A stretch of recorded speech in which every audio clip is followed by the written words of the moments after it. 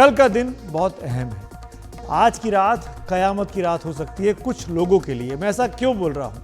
महुआ मोइत्रा के मामले में जो पैसे लेके सवाल पूछने का मामला है, उसमें कल संसद की एथिक्स कमेटी के सामने बीजेपी के सांसद निशिकांत दुबे और इस पूरे मामले के जो मुख्य शिकायतकर्ता हैं जय अनंत देहाद्री की पेशी एथिक्स कमेटी के सामने पेश होगी। कल 26 अक्टूबर का दिन है। एथिक्स कमेटी में कौन कौन लोग हैं, पहले उस पर नजर डाल लेते हैं, फिर इस बारे में तफसील से आपको बताता हूं। एथिक्स कमेटी के जो सदस्य हैं, जो आचरण समिति जिसको कहा जाए, विनोद कुमार सोनकर साहब भारतीय जनता पार्टी के सांसद हैं और इस कमेटी के 15 सदस्यीय कमेटी है, उसके अध्यक्ष हैं।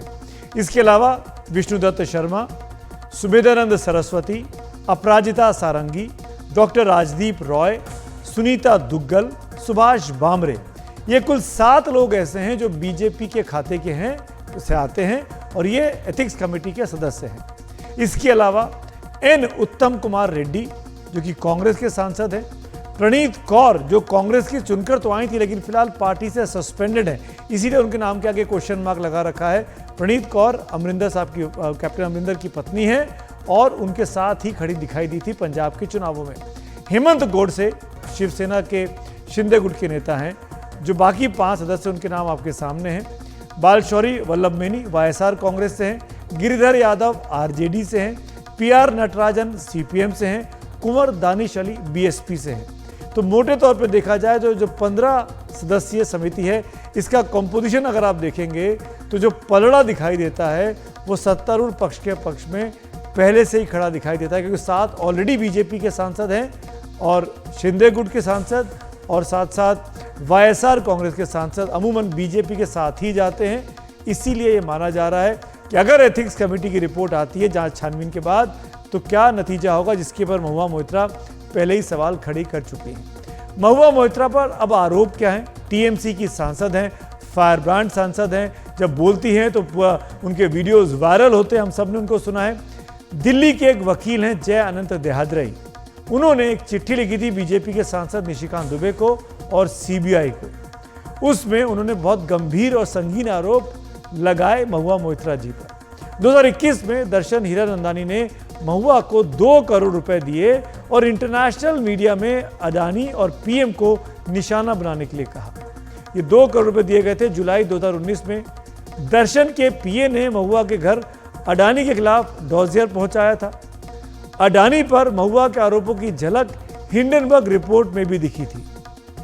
प्रधानमंत्री मोदी और अडानी ग्रुप को टारगेट करने के लिए सवाल पूछे महुआ मोइत्रा ने यह आरोप लगाया। जय अनंत देहाद्री और महुआ मोइत्रा कुछ समय तक साथ साथ रहा करते थे। ये सवाल हीरानंदानी के हितों से जुड़े थे। अडानी ग्रुप से एनर्जी इंफ्रा कॉन्ट्रैक्ट हार गया था हीरानंदानी ग्रुप। सवाल पूछने के बदले हीरानंदानी ने महुआ को कैश गिफ्ट में दिए, कैश भी दिए और महंगे गिफ्ट भी दिए। 2019 का चुनाव लड़ने के लिए भी 75 लाख रुपए महुआ मोइत्रा को दर्शन हीरानंदानी ने दिए थे। दर्शन हीरानंदानी ने महंगे आईफोन दिए। दर्शन ने महुआ को उनकी जो सरकारी आवास है उसकी मरम्मत करवाई, उसमें खर्चा किया। महुआ मोइत्रा ने दर्शन के कहने पर लोकसभा में सवाल पूछे। महुआ ने दर्शन हीरानंदानी को लोकसभा अकाउंट का अपना ईमेल और पासवर्ड दिया। सवाल जो कि इल्ज़ाम लगाते हैं इस पर देहाद्री, वो ये कहते हैं कि सवाल या तो दर्शन ने खुद पोस्ट किए या दर्शन के कहने पर महुआ मोइत्रा ने पोस्ट किए, जो कि ऑफिशियल ईमेल आईडी से गए लोकसभा सेक्रेटरीट में। 2019 से 2023 के बीच पूछे गए थे तमाम सवाल। और अब सबसे बड़ा ट्रिक ये है, 61 सवाल पूछे महुआ ने और 61 में से 50 सवाल हीरानंदानी के कहने पर पूछे, जिसमें पारादीप का मामला था, धामरा पोर्ट से जुड़े मामले थे, तेल गैस की सप्लाई पर सवाल पूछे गए, यूरिया सब्सिडी को लेकर सवाल पूछे गए, स्टील की कीमत का जो रियल एस्टेट को प्रभावित करती है उस पर सवाल पूछे गए, आयकर विभाग की शक्तियों पर सवाल पूछे गए। वकील जय अनंत देहाद्री ने मामले की जांच के लिए सीबीआई से भी साथ साथ शिकायत की थी।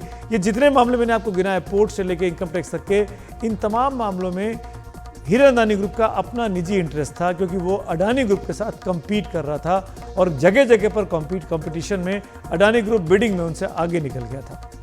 इस बीच में राजीव चंद्रशेखर जो कि आईटी मिनिस्टर हैं, और उनसे जब इस मामले में पूछा, क्योंकि निशिकांत दुबे ने अपनी चिट्ठी को स्पीकर के पास भेजा इन तमाम शिकायतों को ओम बिरला के पास, जिसकी वजह से एथिक्स कमेटी बनी, और साथ साथ आईटी मंत्रालय को भेजा, अश्विनी वैष्णव को और राजीव चंद्रशेखर को। राजीव चंद्रशेखर ने आज एक बयान जारी किया है इस एथिक्स कमेटी की बैठक के पहले। क्या कहा, आइए सुनते हैं।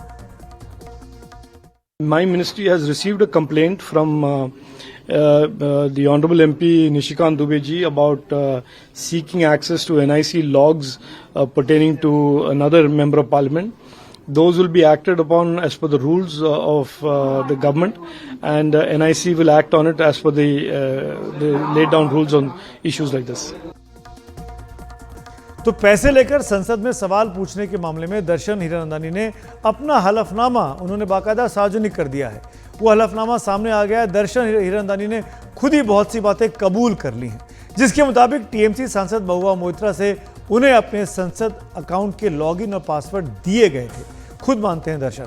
साथ ही दर्शन ने माना कि उन्होंने महुआ मोइत्रा के अकाउंट पर सवाल भी अपलोड किए, यानी खुद वो मान रहे हैं, जो कि सांसद नहीं हैं, कि उन्होंने सांसद का अकाउंट का इस्तेमाल किया और सवालों को अपलोड किया।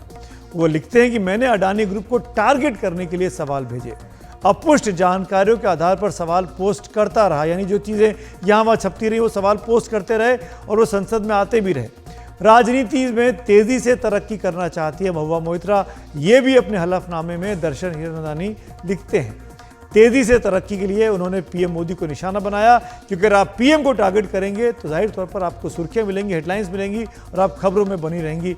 ऐसा इल्जाम खुद अपने कबूलनामे में मानते हैं दर्शन हीरानंदानी। पीएम मोदी को निशाना बनाने के लिए अडानी ग्रुप को टारगेट किया गया, क्योंकि दोनों गुजरात से आते हैं। अगर आप अडानी को टारगेट करेंगे तो आप पीएम मोदी का अलायंस उनके साथ दिखा सकते हैं। ऐसी बातें अपने हलफनामे में मानी है दर्शन हीरानंदानी ने। साथ साथ ये भी कहा कि मोदी अडानी को टारगेट करने के लिए महुआ मोइत्रा राहुल गांधी और कांग्रेस के दूसरे नेताओं के संपर्क में भी थे।